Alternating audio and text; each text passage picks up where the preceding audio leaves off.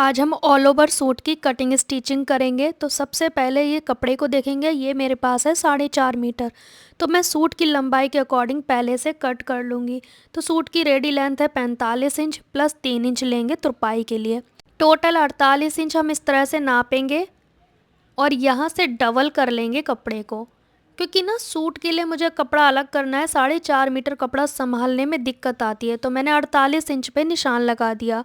अब same 48 inch हमने और निशान लगाना है, या फिर इसी को डबल करके आप निकाल सकते हो, क्योंकि 4.5 मीटर कपड़े को संभालना मुश्किल हो जाता है। तो मैं सोच रही हूँ सूट के लिए पहले अलग कर लूँ यहाँ से। अगर आप ज़मीन पे बैठ के कट कर रहे हो तो कोई प्रॉब्लम नहीं होगी, बट ये मैं इस पे टेबल पे करती हूँ तो कपड़ा बिखरता है तो दिक्कत होती है। यहाँ से मैंने कपड़े को बिल्कुल अलग कर लिया है, यह आप देख सकते हैं। अब हमारे पास इतना छोटा सा पीस बचा है और हमें पैंट भी रेडी करनी है। तो फ़िलहाल मैं सूट की कटिंग करूँगी। सूट और पैंट कैसे निकालें, स्लीव के लिए कपड़ा कम पड़े तो कैसे करें, क्योंकि ये सूट 2.5 मीटर में बनने वाला है। सबसे पहले कपड़े को बिछा के प्रेस करेंगे अच्छे से, क्योंकि ये सिकुड़ा हुआ है। मैं कटिंग के समय ही प्रेस करती जाती हूँ। अच्छे से प्रेस करके 4 फोल्ड करेंगे जितनी ज़रूरत है, जैसे कि हिप का 4th पार्ट प्लस 2.5 या 3 इंच होना चाहिए एक्स्ट्रा। इस हिसाब से हमने इसकी चौड़ाई को फोल्ड करना है, ठीक है। तो यहाँ पे मैंने हिप के अकॉर्डिंग फोल्ड किया है कपड़े को इस तरीके से, ठीक है। ऊपर की ओर से एक सीधा मार्क करेंगे। ये कुर्ती हम प्लेट वाली बनाएंगे, आर्म होल में, बैक में और फ्रंट में। सबसे पहले एक मार्क करेंगे कमर के लिए 15 इंच पे, हिप के लिए 22 इंच पे, क्योंकि मेरी कस्टमर की हाइट 5.5 है इसीलिए। यहाँ पे 6 इंच पे आर्म होल का निशान, 5.25 पे मैं रखूँगी शोल्डर का निशान, क्योंकि बैक में डीप नेक है इसीलिए। बैक में हम स्क्वायर नेक बनाएंगे, फ्रंट में राउंड, और हम आर्म होल में प्लेट डालेंगे तो यहाँ पे गहरी गोलाई करेंगे। जब आप आर्म होल में प्लेट डालोगे तो गहरी गोलाई ज़रूर करें। चेस्ट का 4th पार्ट 40 है तो हम 4th पार्ट लेंगे। इस चेस्ट लाइन के नीचे 2.5 इंच नीचे हमने चेस्ट का ही मार्क किया है। फिर यहाँ पे कमर का 4th पार्ट प्लस 1/2 इंच, यहाँ पे हिप राउंड का 4th पार्ट। बस अब आपने क्या करना है, सभी निशान आपस में मिला देने हैं और 2.5 से 3 इंच आपको मार्जिन रखना है। मैं यहाँ पे प्लेट वाली कुर्ती बना रही हूँ, ठीक है। अब यहाँ पे हमने ऊपर से एक 10 इंच के करीब निशान लगाना है और आर्म होल पे प्लेट डालेंगे। इसकी लंबाई रहेगी 4.5 या 5 तक आप रख सकते हो।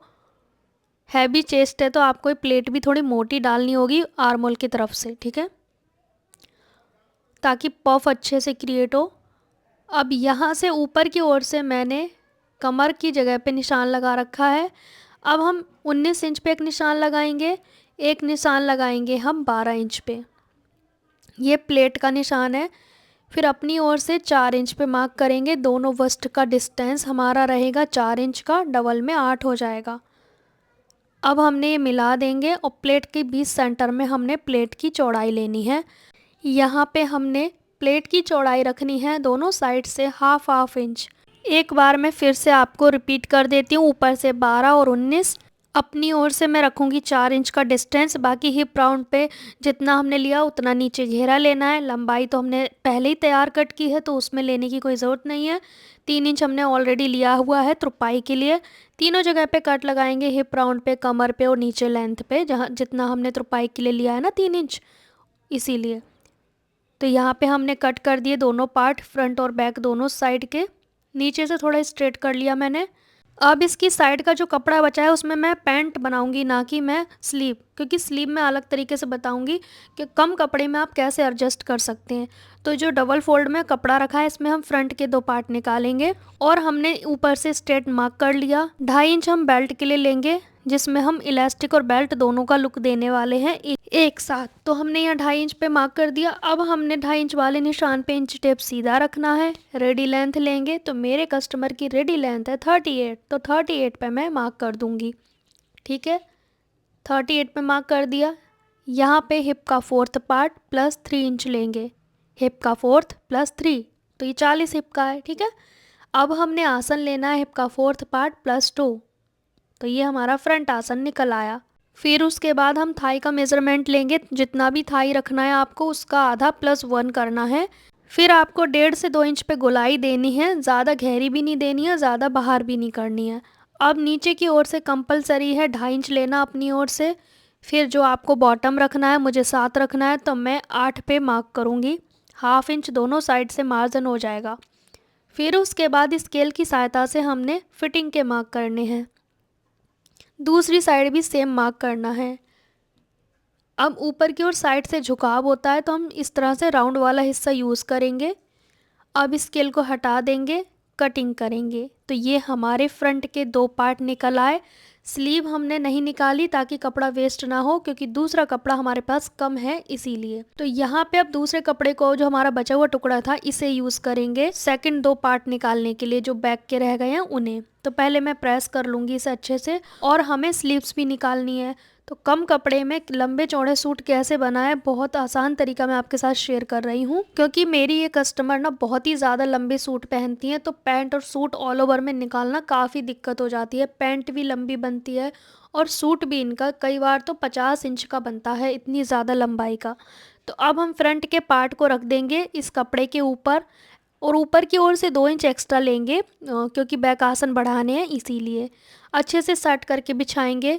ऊपर से 2 इंच आसन हमने तिरछा कट करना है बैक पार्ट में, बाकी सब एज इट इज़ कट करेंगे, मतलब एक बराबर, कहीं से छोटा बड़ा नहीं करना है। और आप कहते हो मार्जिन वाली पैंट सिखाओ, जो अलग से मार्जिन लेते हैं बैक पार्ट में, वो भी मैं आपके साथ शेयर कर दूंगी। आप मुझे कमेंट करोगे तो ठीक है, आप मुझे कमेंट करना, मैं शेयर कर दूंगी। नीचे की ओर से कट लगाएंगे दोनों साइड, क्योंकि हमें याद रहेगा कितना फोल्ड करना है। अब हमारे पास बहुत कम कपड़ा बचा है, उसको देखेंगे। हमें पॉकेट और स्लीव्स दोनों बनानी है, ठीक है। इतना कम कपड़ा बचा है। अब मैं इसमें रेडी लेंथ बनाऊंगी कम से कम 16-17 स्लीव की रेडी लेंथ। तो हम इस तरह से यूज़ करेंगे बचे हुए कपड़े का। तो जो कपड़े की पतली वाली जगह है वहाँ पे हम गोलाई रखेंगे, ऊपर हम आर्म होल रखेंगे, तब जाके स्लीव हमारी बन पाएगी। तो यहाँ पे 4 फोल्ड में अगेन हम रख लेंगे, ऊपर से 3 इंच पे डाउन करेंगे। बाइसेप्स का आधा लेंगे, नीचे गोलाई का आधा लेंगे, मार्जिन लेके हम इसकी गोलाई कर देंगे, कटिंग करेंगे। तो हमारी ये दोनों स्लीव बन जाएंगी। 4 फोल्ड में रखा है ना फैब्रिक, इसलिए। अब यहाँ से फिनिशिंग से कट करके सेंटर कट मार्क करेंगे। अब दोनों स्लीव हमने देखो किस तरह से फोल्ड की है, तो हम पहले फैला के एक के ऊपर एक रखेंगे, दोनों की सीधी साइड अंदर की ओर। फिर हम फ्रंट की छटाई करेंगे। तो इस चीज़ का भी ध्यान रखना है कि आपने कपड़ा कैसे फोल्ड किया है। फ्रंट के आर्मोल की छटाई कर देंगे इस तरीके से। हमारी स्लीव की कटिंग हो गई। अब बचे हुए कपड़े से हम पॉकेट बनाएंगे। कस्टमर की डिमांड है दोनों साइड पॉकेट लगाएं, बट इतना कपड़ा नहीं है, तो हम यहाँ से 13 इंच की लंबाई रखेंगे, नीचे चौड़ाई 7.5, ऊपर 6.5, और इस तरह से सिंपल सी कटिंग हो गई। और बहुत बार शेयर किया है मैंने पॉकेट की कटिंग स्टिचिंग कैसे करें, तो पॉकेट की कटिंग आप उसमें देख लेना। फ्रंट पार्ट को हटाएंगे और बैक को भी हटाएंगे। ओनली फ्रंट पार्ट के आर्मोल की छटाई करेंगे, जो हमने लगाया है निशान वहाँ से हमने छटाई करनी है। अब इसमें हम प्लेट भी डालेंगे फ्रंट और बैक दोनों में। सबसे पहले हमने क्या करना है, स्लीव्स को वापस से प्रेस करेंगे, क्योंकि मैं स्टिचिंग थोड़ी देर बाद कर रही हूँ तो वो सिकुड़ जाता है। सबसे पहले मैं पैंट को स्टिच करूँगी, तो नीचे पॉकेट पे मैंने सिलाई लगा ली, फिर पॉकेट को पलट दिया, पलट के एक सिलाई लगाएंगे। आप दोनों साइड सेम मेथड से पॉकेट लगा सकते हो, सेम तरह से कटिंग कर सकते हो। यहाँ पे आसन की सिलाई लगाएंगे, फ्रंट पार्ट और बैक पार्ट में सेम सिलाई लगाएंगे।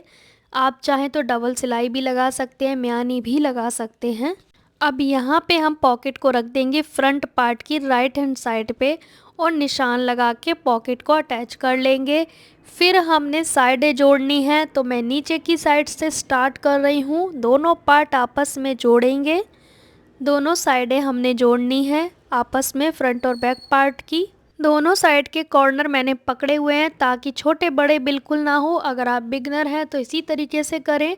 फिर हमने नीचे का बॉटम फोल्ड करना है, जहाँ से कट लगाए हैं वहीं से फोल्ड करके निशान लगा लें। आज मैंने थोड़ा यूनिक तरीके से बॉटम को फोल्ड किया है, मतलब इस तरह से राउंड में मैं फ़ोल्ड करूँगी। तो मैंने एक को फ़ोल्ड किया, फिर दूसरे को मैंने इसके ऊपर फ़ोल्ड करके रखा। तो इसमें ये होगा कि नीचे की ओर से गुम सिलाई वाला बन जाएगा। मैं आपको पास से दिखा दूँगी फिर कभी। यहाँ पे इलास्टिक लेंगे, जितना आपका हिप है उसमें 12 माइनस करके, और हमने 2.5-2.5 इंच पे पूरे राउंड पे निशान लगाना है।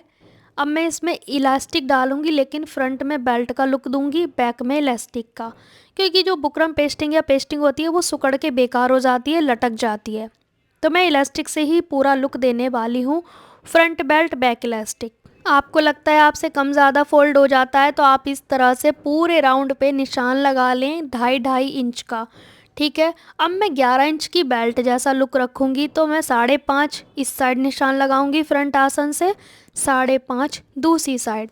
फ्रंट का आसन है दोनों साइड, 5.5 लेंगे, 11 इंच का हम बेल्ट का लुक देंगे। तो ऐसे निशान लगा के हमने अब नेफा फोल्ड करना है। तो मैं ये बैक आसन पे एक पिन लगा दूंगी इस तरह से, ताकि चारों जॉइंट आमने सामने आए। यहाँ पे पिन लगा देंगे निशान के अकॉर्डिंग, तो कम ज़्यादा होने का कोई चांस नहीं है। सभी जॉइंट पे पिन लगा लेंगे, सिलाई लगाते जाएंगे, पिन को हटाते जाएंगे। अब इस तरह से हमने पूरा नेफा फोल्ड कर लेना है। पॉकेट भी इसके अंदर ही दब जाएगा, तो वो दिखेगा नहीं बाहर। 2 इंच का गैप छोड़ेंगे, क्योंकि इलास्टिक कहाँ से डालेंगे, यहाँ से गैप छोड़ दिया। एक पिन की सहायता से इलास्टिक को डालेंगे, दूसरी साइड से निकाल के हमने आपस में कॉर्नर अटैच करने हैं। ध्यान रहे इलास्टिक पलट ना जाए, वो चेक कर लें आप। फिर उसके बाद स्ट्रेच करके ये जो गैप बचा था उसे भी मैंने सिल लिया है। अब यहाँ पे जो हमने निशान लगाए थे वहाँ पे हमें प्लेन रख के सिलाई लगानी है। दूसरे निशान पे भी हमने सिलाई लगा देनी है इस तरीके से, और बीच में प्लेन रहना चाहिए। उस जगह से आपको जो गैदर्स है वो हटा लेनी है, तभी उतनी जगह पे प्लेन आएगा। फिर बाकी गैदर को खींच के एक बराबर करेंगे और ऊपर से एक सिलाई लगाएंगे। तो इस तरह से हमारा क्या होगा, बेल्ट का लुक भी आ गया, इलास्टिक भी डल गया, लेकिन मेहनत ज़्यादा नहीं लगी, एक बार में ही हो गया। तो इस तरह से आप खींच के सिलाई लगाएं, सुई को नीचे करके खींचना है और ये झोल को निकाल के सिलाई लगाना है।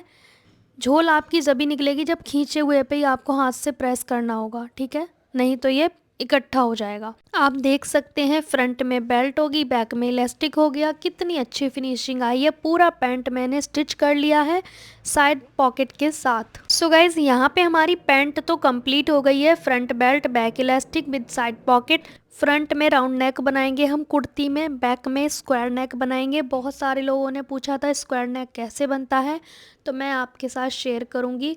फ़िलहाल मैंने सिलाई लगा के एक्स्ट्रा मार्जिन को कट किया है, कट लगाएंगे और इसे पलट के सिलाई लगाएंगे। बाद में हैंड स्टिच करना है तुरपाई। यहाँ तक आपको वीडियो अच्छा लगा है तो वीडियो को लाइक शेयर करें, और हाइप का ऑप्शन है उसे ज़रूर क्लिक करें। तो यहाँ पे मैं कच्चा कर रही हूँ।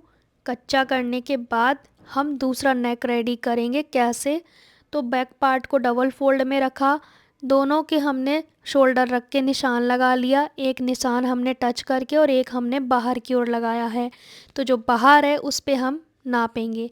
तो नेक की चौड़ाई हम नाप लेंगे कितनी रखनी है, ठीक है।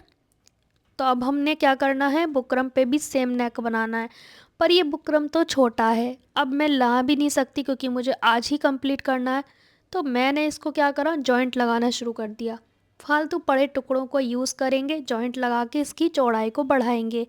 अब क्या, अब हम नेक की कटिंग करेंगे डबल फोल्ड करके इस तरह से, क्योंकि अब तो हमने इसमें बहुत सारे पीसेस को जॉइंट कर लिया।